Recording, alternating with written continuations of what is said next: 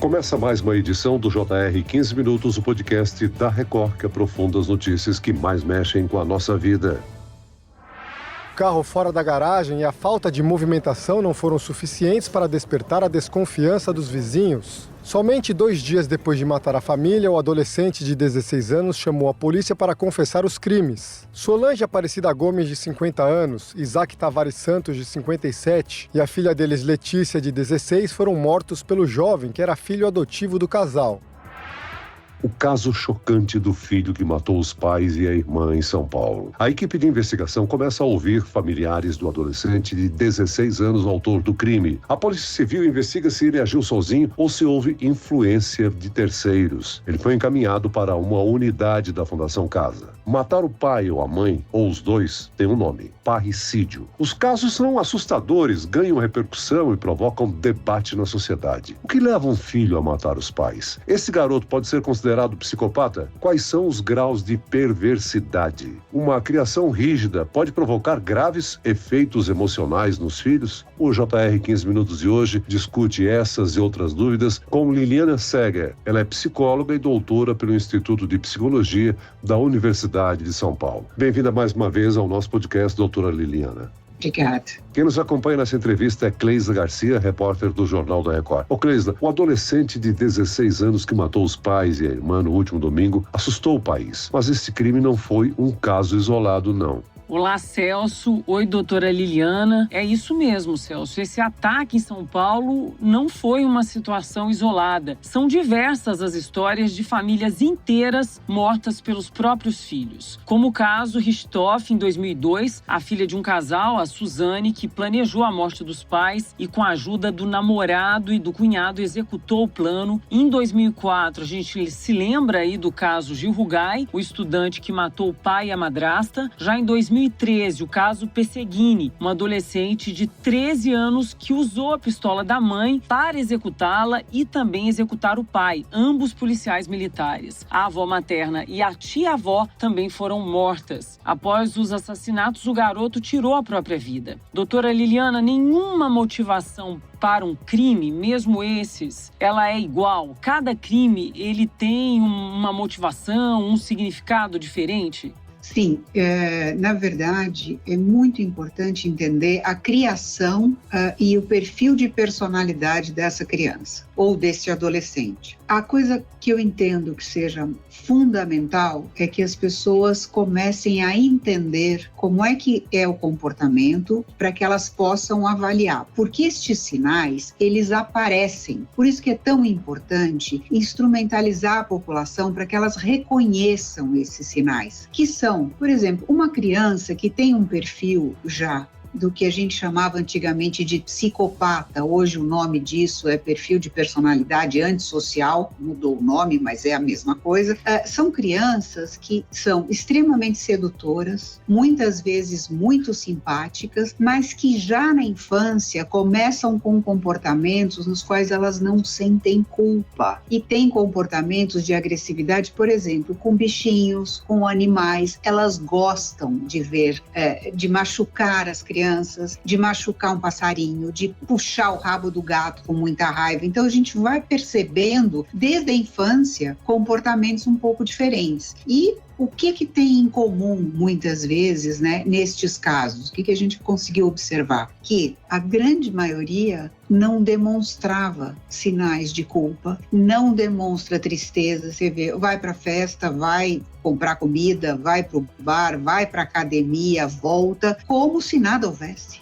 Nesse caso recente, doutora, chamou a atenção da polícia a frieza com que o menor de idade descreveu o crime. A motivação, segundo ele, seria o fato de os pais terem retirado o seu celular. Ainda de acordo com o depoimento, o jovem sempre discutiu com os pais. Doutora, a relação familiar influencia nesse tipo de tragédia? A relação familiar influencia e também a personalidade. Então não dá para dizer. E outra coisa, tem pessoas que são más. Eu falo, não tem transtorno. São más, simples infelizmente, né? A gente tem isso. Agora, quando a gente chega ao ponto de matar um familiar ou várias pessoas da família e a pessoa continua, é claro que a gente pode dizer que nós estamos falando de alguém que tem um transtorno de personalidade antissocial. Agora, doutora Liliana, esse episódio, assim como outros já noticiados, causa aí uma sensação de desespero, né? Uma conduta assustadora de filhos com os pais. Mas apesar desses relatos, nós podemos considerar exceção, não um padrão de comportamento. Sim, é uma exceção, mas o que eu sempre acho que é importante lembrar que a gente tem que observar essas crianças antes que esses comportamentos aconteçam, porque depois você diz, nossa, mas ele era tão bonzinho, ele era tão simpático, era uma pessoa que eu nunca vi. Não, as evidências existem. É que muitas vezes os pais ou quem rodeia essa criança não olha e até muitas vezes justifica. Ah, ele é assim mesmo, tem esses rompantes porque é adolescente, a gente tem que perdoar. Ah, é porque é muito jovem. Ah, é porque o pai é alcoólatra. Não, gente, vamos prestar atenção. Claro que existe um trauma, muitas vezes, existe todo um histórico familiar, muitas vezes de muita violência na família, né? E esses traumas podem ser físicos ou emocionais. Alguém que convive, por exemplo, com pais alcoólatras ou extremamente agressivos, começa a desenvolver determinados tipos de comportamentos. Mas esses indícios aparecem. Nunca é do nada. Nossa, estava tudo bem, de repente ele foi lá e matou os pais. Temos que ficar atentos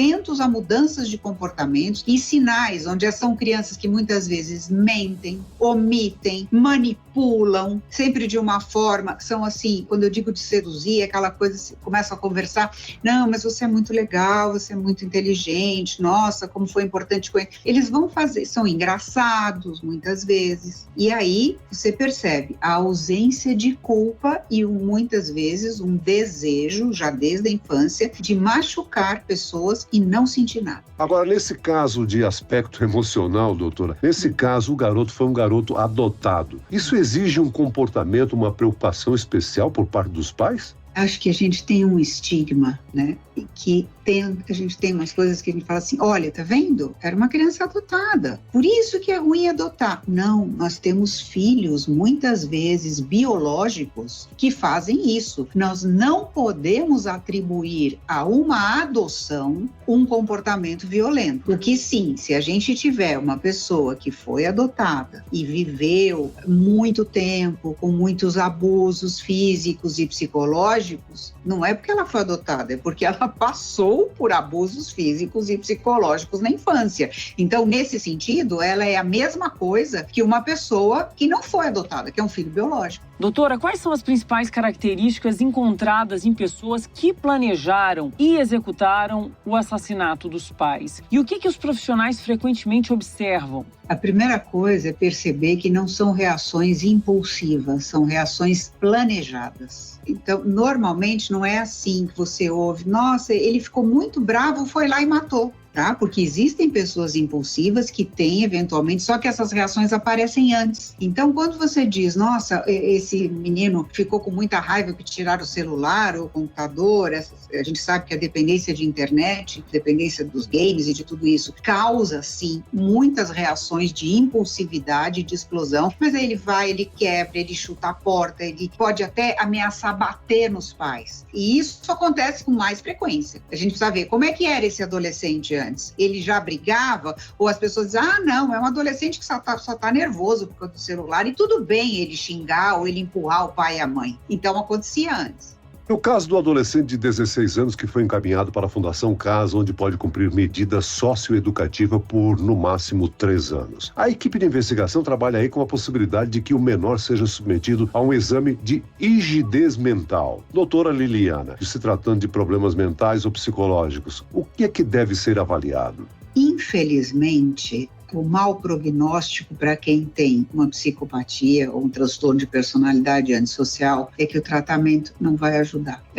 São pessoas que não vão se modificar com um processo terapêutico, com medicação, pode amenizar alguma coisa, mas não vai mudar. Então, se você imagina o seguinte, se essa pessoa vai para a Fundação Casa e ele vai se mostrar uma pessoa muitas vezes muito educada, por quê? Porque ele planeja, porque ele manipula a situação, criação. Então se mantém educado, planejando, fala, nossa, mas como que essa pessoa fez alguma coisa assim? Gente, nós temos pessoas com esse mesmo transtorno em vários órgãos de políticos, etc., que não estão matando, mas estão lá, então são sedutores, são amigos, mas é tudo muito planejado, muito meticuloso, para quê? Para resolver alguma coisa, para obter benefícios próprios. Agora, doutora Liliana, as pessoas que cometem esse tipo de crime, elas conseguem restabelecer laços afetivos? Afinal, quais são as consequências psicológicas para filhos que matam os pais?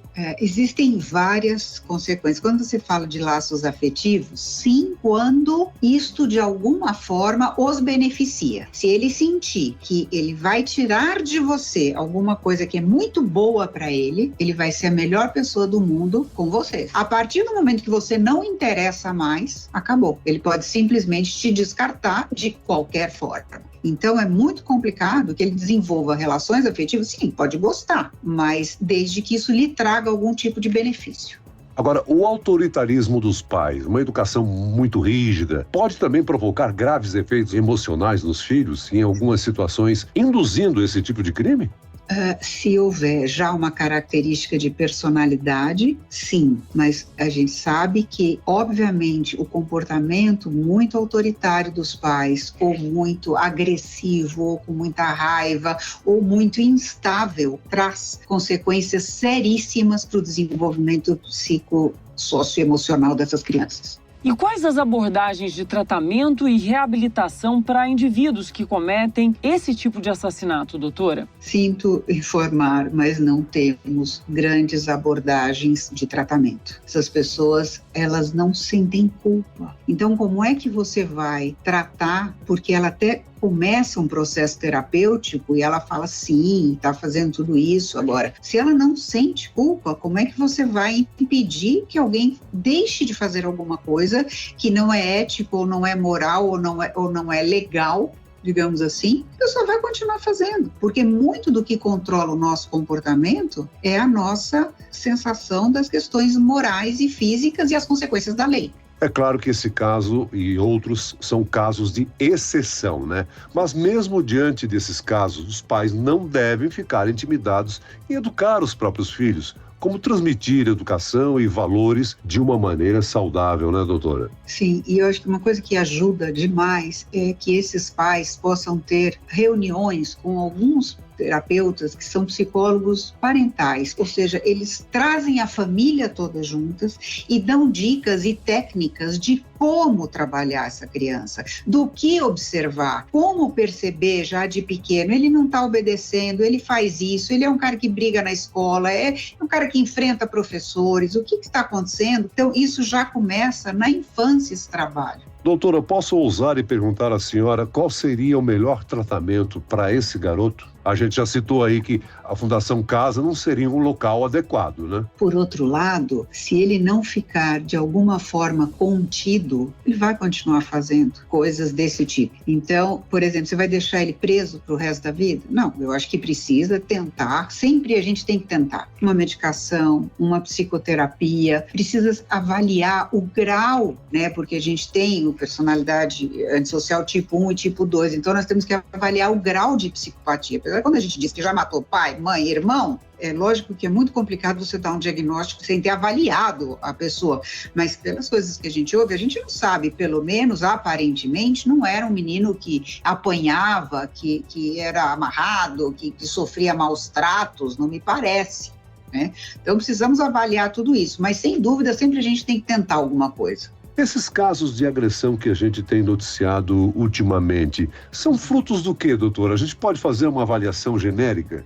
Primeiro, a gente percebe que ultimamente a agressividade e a irritabilidade ela está presente e eu te diria que quase 90% da população. Então você tem mais brigas de trânsito, você tem mais explosões, você sabe que eu trabalho com transtorno explosivo intermitente, que são essas pessoas que saem brigando e arrebentando carros, etc. E é diferente, porque são transtornos do impulso. Então a pessoa levou uma fechada, ela vai lá e briga, mas depois ela se arrepende, ela fica mal. Então o tratamento é completamente diferente do que um tratamento para quem tem um transtorno de personalidade antissocial, do qual ele vai, ele bate, ele sente prazer em bater no outro, muito prazer, em ver o outro sangrando, em ver o outro mal, e depois ele está tudo bem, como se nada houvesse. Então, os tratamentos são muito diferentes, e a gente sabe que a agressividade e a raiva estão cada vez mais presentes pelo excesso de coisas que nós estamos fazendo, porque a gente não consegue se desligar, porque é WhatsApp, é e-mail, tem que estar 24 horas trabalhando.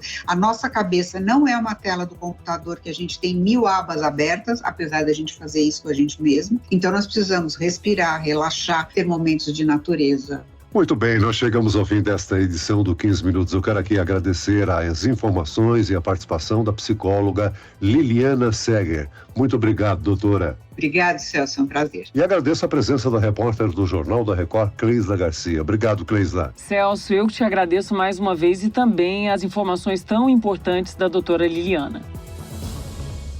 Esse podcast contou com a produção de David Bezerra e dos estagiários Fernando Russo e Isabela Santos. Sonoplastia de Guilherme Fabre, coordenação de conteúdo, Edivaldo Nunes e Deni Almeida. Direção editorial, Tiago Contreira, vice-presidente de jornalismo, Antônio Guerreiro. Você pode acompanhar o JR 15 Minutos no portal r7.com, nas redes sociais do Jornal da Record e nas principais plataformas de streaming. Eu, Celso Freitas, te aguardo no próximo episódio. Até amanhã.